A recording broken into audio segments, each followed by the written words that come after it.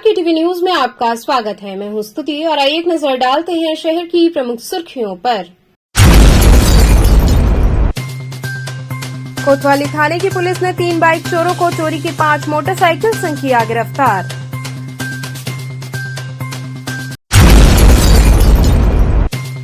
सपा प्रमुख अखिलेश यादव द्वारा दिए गए बयान का विरोध करते हुए राष्ट्रीय यदुवंश परिषद ने उनका पुतला दहन किया।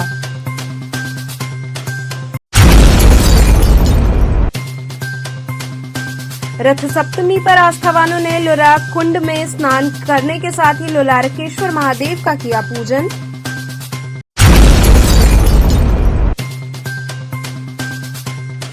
और बसंत पंचमी पर विभिन्न पूजा पंडालों में स्थापित मां सरस्वती की प्रतिमाओं का हुआ विसर्जन। और अब खबरें विस्तार से। कोतवाली थाने की पुलिस ने 3 बाइक चोरों को चोरी के 5 मोटरसाइकिल संग गिरफ्तार किया। चोरी की 5 मोटरसाइकिल सहित थाना कोतवाली पुलिस द्वारा 3 मोटरसाइकिल चोर को गिरफ्तार किया गया। सहायक पुलिस कोतवाली व प्रभारी निरीक्षक कोतवाली के नेतृत्व में थाना कोतवाली पुलिस व सर्विलांस वाराणसी की टीम द्वारा एसएसपीजी हॉस्पिटल कबीरचौरा से चोरी हुई मोटरसाइकिल के संबंध में थाना कोतवाली पर दर्ज अज्ञात मुकदमे का सफल अनावरण करते हुए मोटरसाइकिल की चोरी करने वाले 3 शातिर चोरों को काजीसराय हरहुआ बड़ा गांव से थाना कोतवाली पुलिस टीम द्वारा गिरफ्तार किया गया। गिरफ्तार हुए अभियुक्तगण की निशानदेही पर वाराणसी शहर के विभिन्न स्थानों से उनके द्वारा चोरी की गई अन्य 4 मोटरसाइकिल यानी कुल 5 मोटरसाइकिल को बरामद करने में सफलता प्राप्त की गई। थाना कोतवाली पुलिस द्वारा गिरफ्तार शुदा अभियुक्तगण के विरुद्ध विधिक कार्रवाई की जा रही है। देखिए, थाना कोतवाली पुलिस को एक सफलता मिली है जिसमें एक अंतर्राज्यीय जो गैंग है उसको पकड़ा गया। इसमें 3 अभियुक्त हैं, शुभम चौरसिया, राज बहादुर, पप्पू। इसमें से जो शुभम चौरसिया लोकल का रहने वाला, राज बहादुर जो है जौनपुर का, पप्पू जो है बिहार का, ये तीनों व्यक्ति मिल के संगठित रूप से बाइक चोरी का काम करते थे और उसके बाद उस पैसे से अपना जो भी है पैसा यूज़ करते थे बेच के। पुलिस को एक सूचना प्राप्त हुई थी 11/2 को, जिसमें वादी के द्वारा बताया गया था कि हॉस्पिटल के पास से कबीर चौराहा के पास से बाइक चोरी हो गई थी। उस पर हमारी टीम ने और एसीपी कोतवाली के नेतृत्व में जो हमारी सर्विलांस टीम है और लोकल जो थाने की टीम है उसने वर्क किया। तो इसमें एक अभियुक्त को गिरफ्तारी की गई। बाद में पता चला उसमें और भी लोग इन्वॉल्व हैं, तो तीनों को पकड़ा गया। इनके पास से 5 बाइकें बरामद हुई हैं जो अलग अलग थाना क्षेत्रों में चोरी के मुकदमे लिखे गए हैं। कनेक्ट किया जा रहा है सभी को और ये भी पता किया जा रहा है कि इनके ऊपर कोई और भी हिस्ट्री अगर है कहीं जनपद से, बिहार से या यूपी के अन्य जनपदों से, तो उसको भी निकाला जाएगा और इनके ऊपर गैंगस्टर की भी कार्रवाई की जाएगी। कितनी बड़ी गैंग है इनकी, कितने दिनों से ये सब है? देखिए, जो पता चला है ये 3 लोग ही अभी तक हैं। इन्होंने पूछताछ में जो अभी बताया है 3 लोगों का मेन नाम है और हम कोशिश ये करेंगे अगर इसमें और भी लोगों का लिंक निकल के आएगा तो पुलिस कस्टडी भी लेके पूछताछ की जाएगी। और ये लगभग 1-1.5 साल से चोरी का काम कर रहे थे और भी पूछताछ के लिए हम लोग पुलिस कस्टडी रिमांड पे लेंगे। किन जगहों पर निशाना बनाते थे, कैसे ये बाइक चोरी करते थे? देखिए, मूलतः ये लोग भीड़भाड़ वाले क्षेत्रों में, हॉस्पिटल और जहाँ पे पब्लिक बाइक रख के चली जाती है, जहाँ पे पार्किंग में नहीं होती है, तो उसको टारगेट ज़्यादा करते थे। तो इस गैंग के पकड़े जाने से मुझे लग रहा है काफ़ी राहत मिलेगी। सपा प्रमुख अखिलेश यादव द्वारा दिए गए बयान का विरोध करते हुए राष्ट्रीय यदुवंश परिषद ने उनका पुतला दहन किया। आशापुर चौराहे पर समाजवादी पार्टी के मुखिया और पूर्व मुख्यमंत्री अखिलेश यादव का राष्ट्रीय यदुवंश परिषद के लोगों ने पुतला दहन कर विरोध किया। भाजपा युवा मोर्चा काशी क्षेत्र के क्षेत्रीय कार्यालय प्रभारी प्रीतम सिंह एवं भाजपा नेता अंकित यादव ने कहा कि सपा के अध्यक्ष अखिलेश यादव ने मध्य प्रदेश के मुख्यमंत्री मोहन यादव के आजमगढ़ दौरे पर सोशल मीडिया पर टिप्पणी करते हुए कहा कि कठपुतली तो सुना था, बदपुतली पहली बार देख रहे हैं, जिनकी बात की डोरी भी किसी और के हाथ में है। आजमगढ़ की जनता कह रही है कि उनको ये न मालूम हो कि क्या कहना है, उनको क्या सुनना। पुतला दहन के बाद प्रीतम सिंह एवं अंकित यादव ने कहा कि अखिलेश यादव ने यादव समाज का अपनी राजनीति के लिए उपयोग किया है। कोई सामान्य यादव परिवार का इंसान राजनीति में आगे बढ़ता है, अखिलेश यादव उनका विरोध करते हैं। उन्होंने कहा कि अखिलेश यादव जब तक पूरे यादव समाज से माफी नहीं मांगते हैं तब तक उनका पुरजोर विरोध करेंगे। पुतला दहन सिर्फ एक शुरुआत है, माफी न मांगने पर जन आंदोलन करेंगे।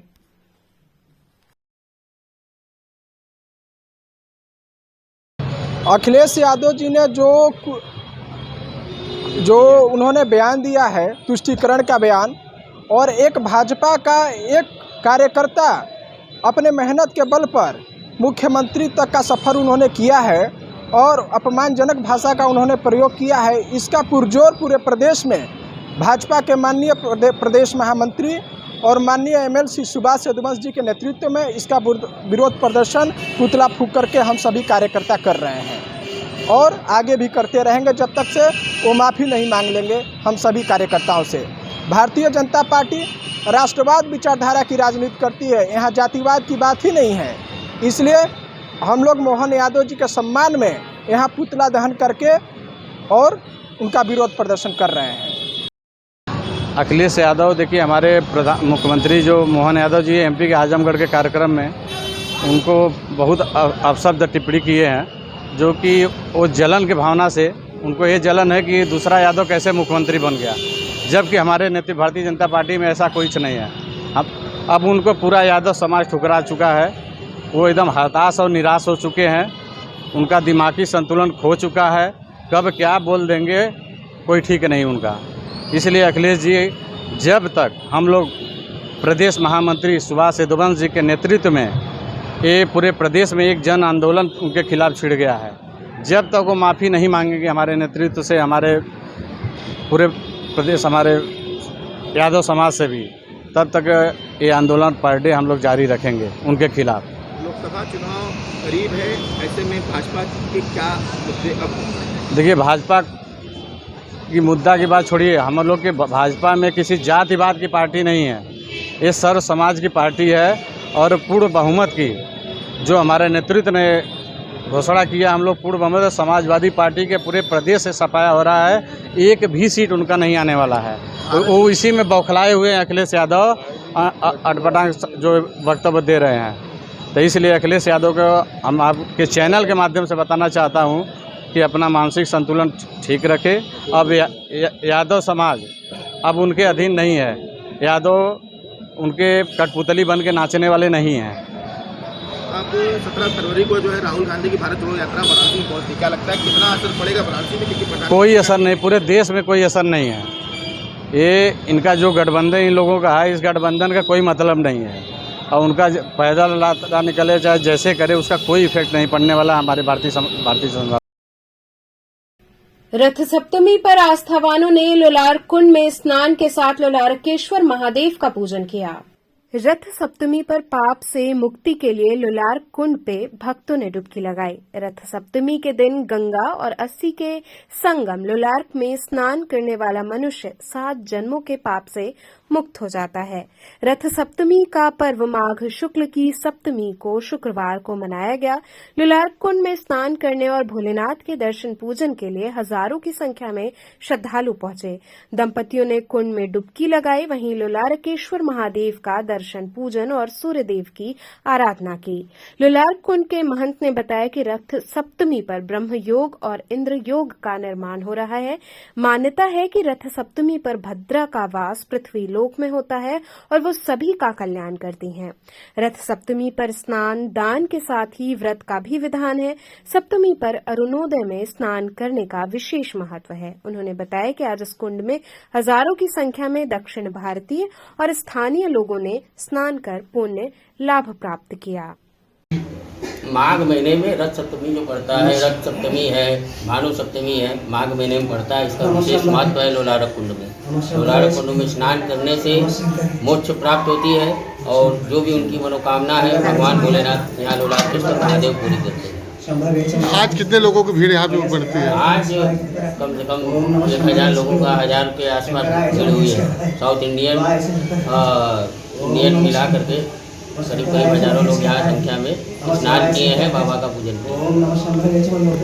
बसंत पंचमी पर विभिन्न पूजा पंडालों में स्थापित हुई मां सरस्वती की प्रतिमाओं के विसर्जन का क्रम प्रारंभ हो गया। विद्या की देवी मां सरस्वती की प्रतिमाओं के विसर्जन का सिलसिला बृहस्पतिवार से शुरू हो गया। गाजे बाजे के साथ पूजा समितियों ने विभिन्न कुंडों में प्रतिमाएं विसर्जित की। इस दौरान भक्तगण डीजे की धुन पर थिरकते हुए अबीर गुलाल उड़ाते चल रहे थे। वहीं विभिन्न पूजा पंडालों में विविध सांस्कृतिक प्रस्तुतियों की धूम रही। वसंत पंचमी पर पूजा पंडालों के अलावा शिक्षण संस्थानों में श्रद्धा और भक्ति भाव से पूजन अर्चन हुआ। कई पूजा समितियों और शैक्षणिक संस्थानों ने स्थापित प्रतिमाएं कुंडों पर विसर्जित कर मां को विदा किया। लक्ष्मी कुंड, शंकुलधारा पोखरा, मंदाकिनी कुंड, ईश्वर गंगी पोखरे के अलावा शिवपुर, कंदवा आदि कुंडों पर विसर्जन हुए।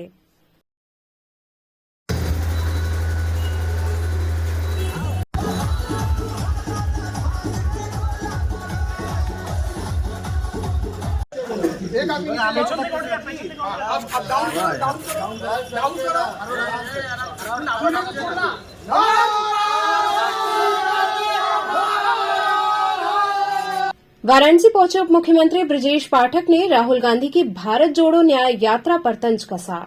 उत्तर प्रदेश के उप मुख्यमंत्री ब्रजेश पाठक वाराणसी आए। इस दौरान उन्होंने पत्रकारों से बातचीत की। राहुल गांधी की भारत जोड़ो न्याय यात्रा पर बोले यूपी के डिप्टी सीएम ब्रजेश पाठक, भारत जोड़ो न्याय यात्रा का कोई मतलब यूपी में नहीं है।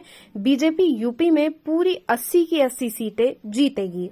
राहुल गांधी के विश्वनाथ मंदिर में दर्शन पूजन करने पर डिप्टी सीएम ब्रजेश पाठक ने कहा कि ये लोग भेषधारी लोग हैं।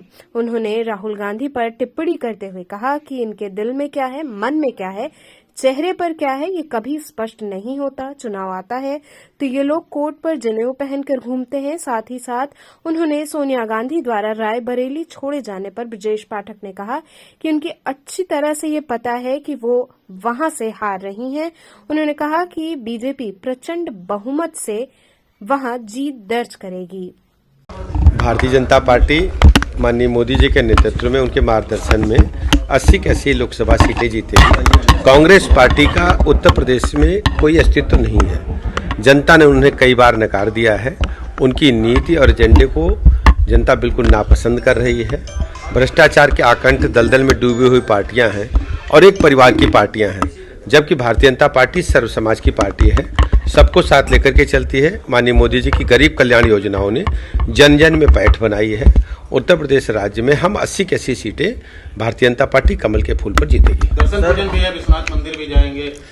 अभी बाबा विश्वनाथ के आशीर्वाद के लिए हम लोग जाएंगे थोड़ी देर में। राहुल गांधी भी वहाँ जा रहे हैं दर्शन पूजन के लिए बाबा विश्वनाथ के मंदिर में, जबकि राम मंदिर बन रहा था तो उसका। देखिए, आप अच्छी तरह जानते हैं कि वो लोग ऐसे हैं, जब चुनाव आता है तो कोट पर जनेऊ पहन लेते हैं और छद्म भेषधारी लोग हैं। उनके मन में क्या है, दिल में क्या है और चेहरे पर क्या है, कभी भी स्पष्ट नहीं दिखेगा। कांग्रेस भी बढ़ गई है आरएलडी से मिलने के बाद, एनडीए में। देखिए, भारतीय जनता पार्टी पूरे प्रदेश में लोकसभा चुनाव में 80 की 80 सीटें जीतेगी।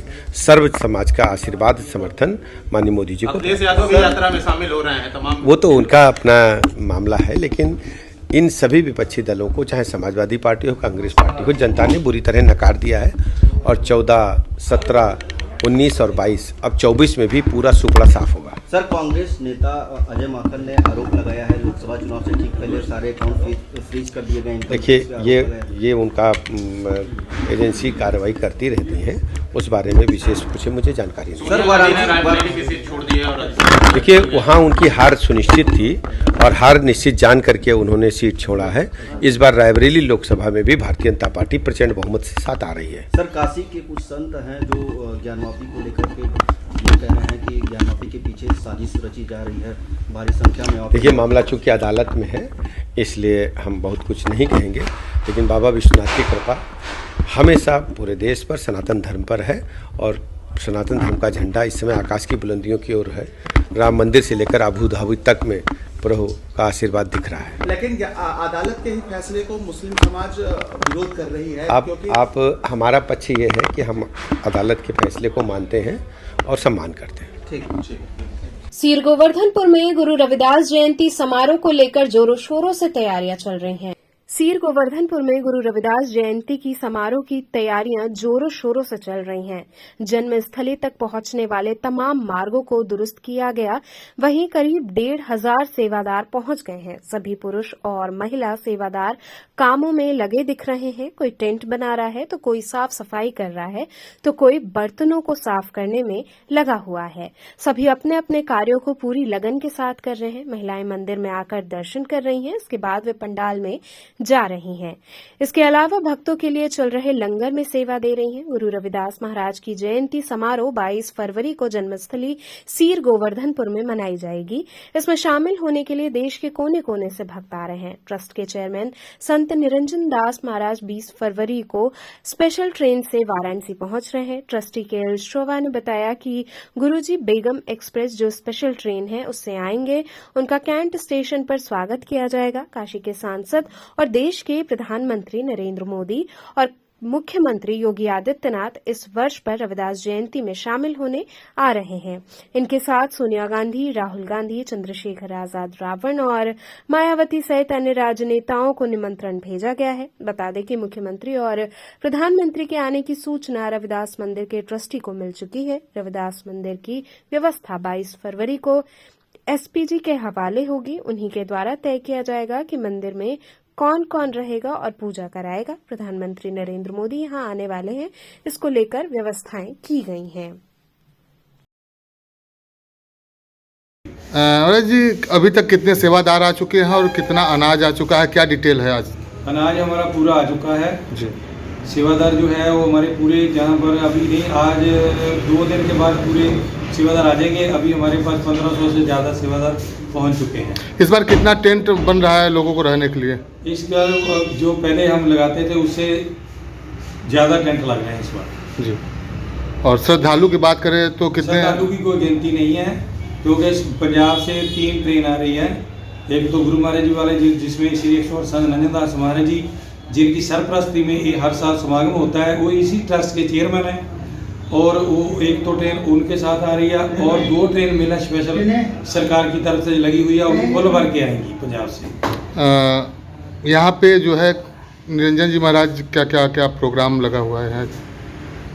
महाराज जी का जैसे वो जयंती समागम, हमारा तो जयंती समागम गुरु रविदास महाराज जी का जयंती समागम है, उसमें जो भी आएगा, कोई भी वीआईपी आएगा वो हमारे लिए सन्मानीय है। हम सभी का स्वागत करते हैं। जो भी आएगा तो वो हम उसका वेलकम करेंगे। अभी यहाँ से किन किन लोगों को निमंत्रण भेजा गया है?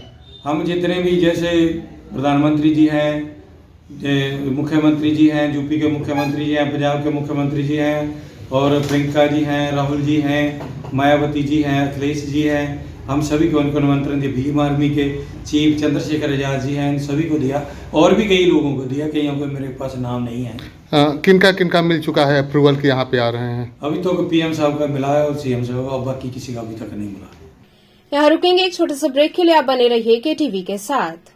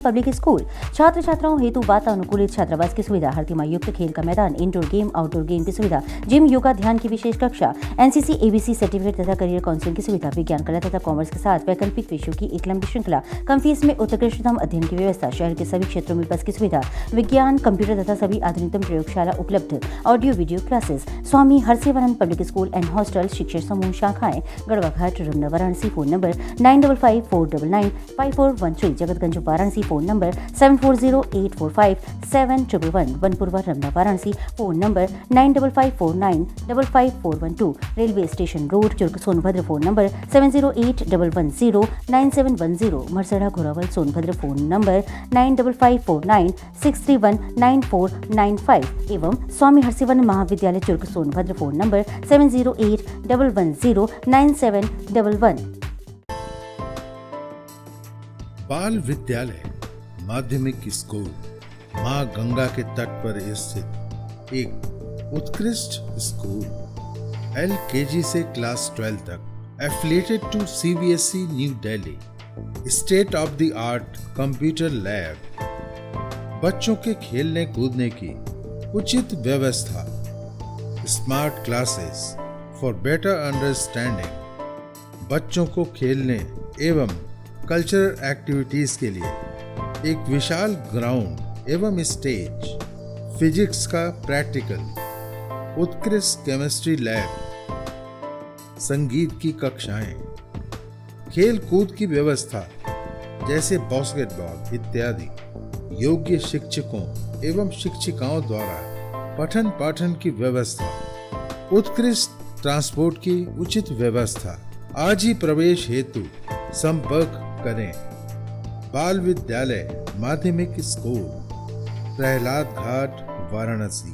मोबाइल 8009181568 एवं डुमरी पड़ाव, वाराणसी। मोबाइल 8009181549। खबरों से जुड़े रहने के लिए हमारे चैनल KTV वाराणसी को सब्सक्राइब करें और लेटेस्ट अपडेट्स के लिए बेल आइकन को प्रेस करें।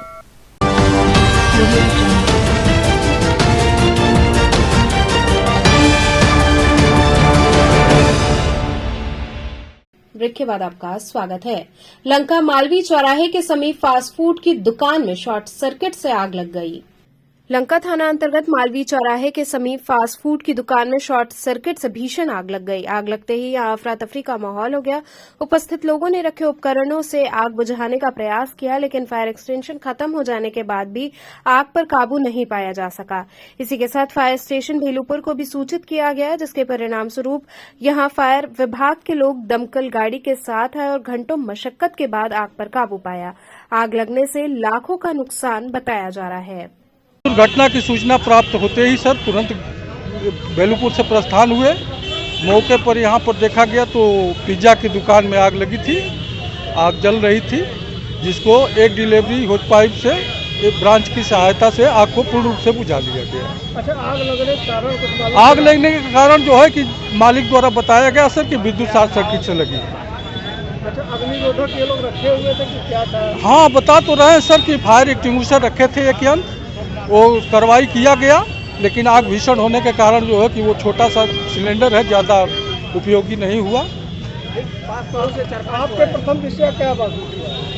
अब हमारे दृष्टिया से सर यही है, फ्रिज व्रिज भी जला है तो शॉर्ट सर्किट ही अनुभव हो सकता है। कांग्रेस नेता राहुल गांधी के काशी आगमन के दृष्टिगत तैयारियां की जा रही हैं।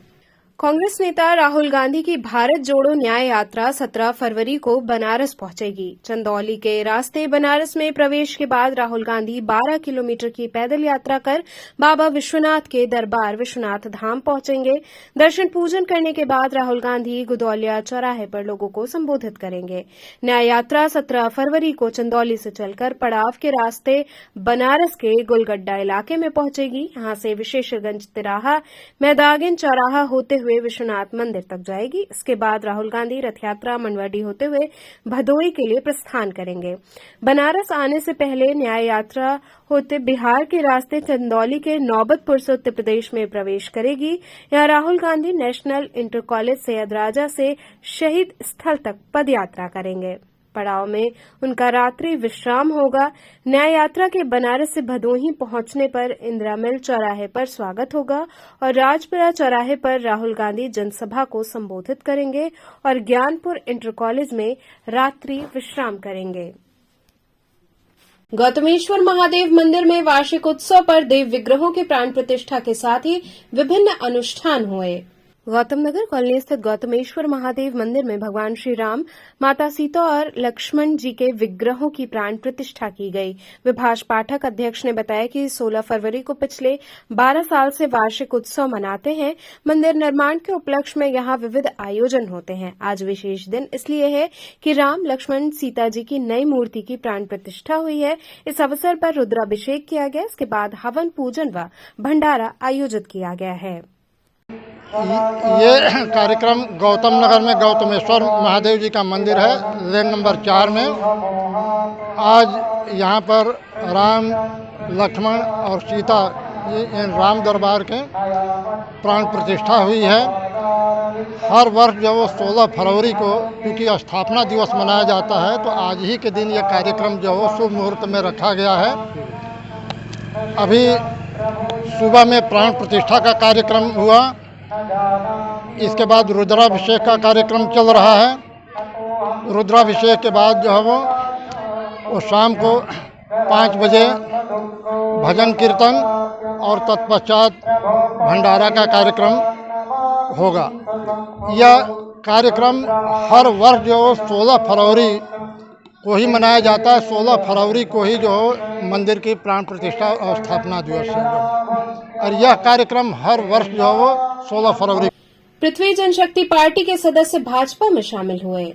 पृथ्वी जनशक्ति पार्टी के राष्ट्रीय अध्यक्ष चंदन सिंह चौहान के नेतृत्व में कार्यकर्ताओं ने सर्किट हाउस के सभागार में श्रम विभाग मंत्री, उत्तर प्रदेश सरकार अनिल राजभर व भाजपा जिलाध्यक्ष एमएलसी हंसराज विश्वकर्मा के नेतृत्व में भाजपा का दामन थामा। वहीं उन्होंने मीडिया से बातचीत करते हुए पृथ्वी जनशक्ति पार्टी के राष्ट्रीय अध्यक्ष ने विपक्षी दल के नेताओं को भी भाजपा में आने का आग्रह किया।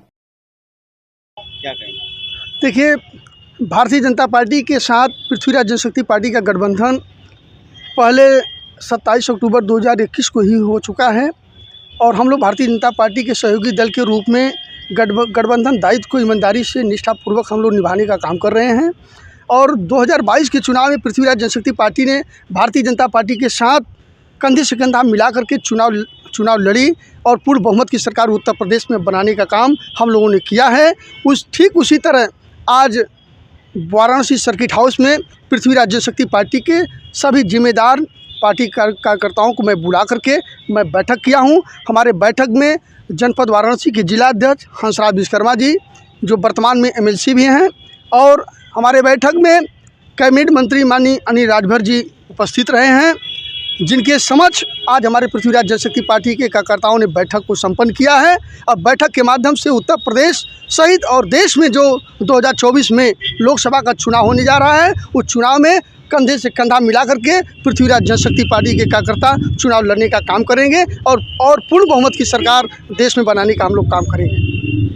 मोदी का संसदीय क्षेत्र माना जाता है काशी, और राहुल गांधी आगामी 17 तारीख को जो है यहाँ पे भारत न्याय यात्रा रैली निकाल रहे हैं, क्या कहेंगे? देखिए, मैं सभी विपक्ष के जितने पार्टी के लोग हैं, सभी लोगों से मैं यह कहना चाहूँगा कि जो वाराणसी संसदीय क्षेत्र है, इस वाराणसी संसदीय क्षेत्र के लोगों का सौभाग्य है कि इस क्षेत्र से, वाराणसी संसदीय क्षेत्र से देश के सबसे बड़ा लीडर, जिनको देश जिनकी पूजा करता है, जिनके नेतृत्व में पूरा विश्व चलने के लिए आज तैयार है, आज वह लीडर आज वाराणसी संसदीय क्षेत्र में तीसरी बार चुनाव लड़ने जा रहे हैं। मैं सभी विपक्ष के नेताओं से कहना चाहूँगा कि आप सभी लोग एकजुट होकर के वाराणसी संसदीय क्षेत्र में माननीय नरेंद्र मोदी जी को समर्थन कर देना चाहिए, विरोध यहाँ पर नहीं करना चाहिए। संत रविदास का गांव रैदासियों की आस्था का सबसे बड़ा केंद्र है। यहाँ लगे इमली के पेड़ से भी श्रद्धालुओं की मान्यताएं जुड़ी हैं। संत रविदास का गांव सीर गोवर्धन रैदासियों की आस्था का सबसे बड़ा केंद्र है। संत के मंदिर के साथ ही लगे इमली के पेड़ से रैदासियों की मान्यताएं जुड़ी हुई हैं। गुरु चरणों की रच पाने के लिए देश और विदेश से आने वाले रैदासी इमली के पेड़ में कलावा जरूर बांधते हैं और मन्नत भी मांगते हैं। मान्यता है कि इसी इमली के पेड़ के नीचे बैठकर संत रविदास सत्संग किया करते थे। पंकज यादव ने बताया कि संत हरिदास ने जब मंदिर की नींव रखी तब इमली का पेड़ सूखा हुआ था, लेकिन लगातार पानी देने से उसकी जड़ें फिर हरी हो गईं। आज ये पेड़ का रूप ले चुका है और रैदासियों के लिए आस्था का केंद्र बन गया है। स्थानीय लोग किसी भी शुभ अवसर पर इमली के पेड़ पर मौली बांधने आते हैं। संत रविदास की जयंती पर सीर आने वाला हर श्रद्धालु संत रविदास के मंदिर में चरण रज पाने के बाद इमली के पेड़ की भी परिक्रमा करता है। खासकर महिलाएं इस पेड़ की फेरी लगाती हैं और मत्था टेककर अपने गुरु की श्रम साधना स्थली का आशीर्वाद लेकर जाती हैं। स्थानीय नागरिक संतोष कुमार ने बताया कि इमली के पेड़ से लोगों की काफी आस्था है। यहाँ की मिट्टी की भी लोग पूजा करते हैं। संतोष जी कहाँ के निवासी है आप? हम तो श्री गोवर्धनपुर निवासी हैं। क्या मान्यता है इस इमली के पेड़ का? इस इमली के पेड़ का मान्यता ये है कि यहाँ का जो भी श्रद्धालु आते हैं इनका पूजा पाठ करते हैं और इसमें जो पत्ते हैं उसके कोई बीमार होता है तो वो उसका यूज करता है, इससे उनको ठीक मिलती है, ठीक हो जाते हैं और इनकी श्रद्धा बहुत है। हमारे पूरे ऑल इंडिया के आते हैं इनके गुरु जन्मदिन पे दर्शन करने के लिए। और क्या बोले, आप तो सब जानते हैं। ये इमली का जो आप ऐतिहासिक पेड़ देख रहे हैं, यहाँ पर संत शिरोमणि गुरु रविदास महाराज जी आकर के यहाँ पर सत्संग किया करते थे, बैठते थे। कभी कभी ऐसा पूर्वजों का मेरा मानना था, कहते थे कि यहाँ पर कबीरदास महाराज जी और अन्य जितने भी लोग थे उनके साथ के आते थे, यहाँ पर बैठते थे और सत्संग किया करते थे। क्या मानता है इमली का पेड़ का? ऐसा भी सुना जाता है कि जो इमली का पेड़ का जो है पत्ता जो है खाता है वो स्वस्थ होता है, अगर कोई रोग इस तरह का होता है। यहाँ पर बहुत सारे लोग ऐसे आते हैं जो इस इमली के पत्ते को प्रसाद के रूप में लेकर जाते हैं, जो अपने घर के बच्चों को कोई बीमार होता है तो उसको देने का कार्य करते हैं, जिससे बच्चा स्वस्थ होते हैं, ऐसा यहाँ पर मानना है। विभिन्न संगठनों के लोगों ने पत्रकार वार्ता के माध्यम से प्रधानमंत्री को आगामी चुनाव में निर्विरोध संसद भेजने की अपील की। अखिल भारतीय मनीषी परिषद संजीवनी संस्था की ओर से पत्रकार वार्ता आयोजित की गई, जिसमें विद्यासागर पांडे ने कहा कि आगामी चुनाव को देखते हुए जो हमारे प्रधानमंत्री का विशिष्ट योगदान राष्ट्र के लिए, हमारी संस्कृति के लिए रहा है, उसमें उनको काशी की जनता की तरफ से यही आभार व्यक्त करने का एक तरीका बेहतरीन हो सकता है कि उनको निर्विरोध हम सभी लोकसभा में भेजें। प्रेस कॉन्फ्रेंस के माध्यम से सभी को ये संदेश देना है कि सब आगे आएं और प्रधानमंत्री को यहां से पुनः निर्विरोध संसद में भेजें।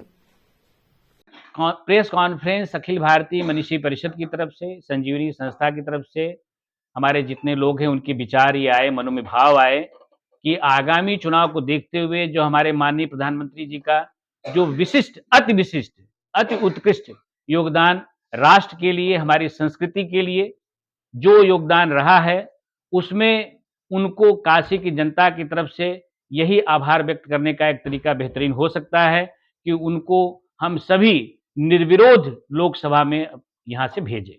इसी उद्देश्य से, इसी अपील को करने के लिए आज हमने ये प्रेस कॉन्फ्रेंस आप लोगों को बुलाया है और आप लोगों के माध्यम से काशी की तमाम संस्थाओं को, तमाम राजनीतिक, गैर राजनीतिक संगठनों को और मठ मंदिर सभी को ये हमारी तरफ से ये संदेश देने का है कि सब आगे आएं और माननीय प्रधानमंत्री को पुनः यहाँ से निर्विरोध संसद में भेजें। यही इसी उद्देश्य से आज की प्रेस कॉन्फ्रेंस हमने आहूत किया है। तो चलते चलते पुनः एक नजर डालते हैं शहर की प्रमुख सुर्खियों पर। कोतवाली थाने की पुलिस ने 3 बाइक चोरों को चोरी की 5 मोटरसाइकिल संग किया गिरफ्तार।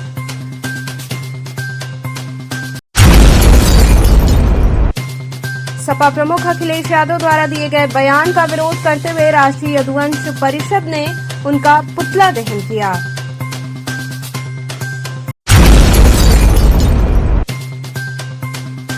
रथ सप्तमी पर आस्थावानों ने लोलारक कुंड में स्नान करने के साथ ही लोलारकेश्वर महादेव का किया पूजन।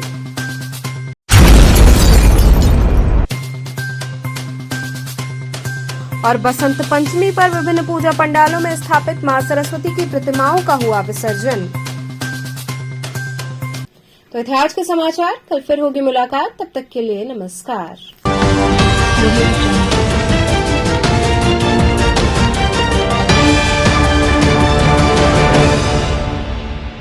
खबरों से जुड़े रहने के लिए हमारे चैनल KTV वाराणसी को सब्सक्राइब करें और लेटेस्ट अपडेट्स के लिए बेल आइकन को प्रेस करें।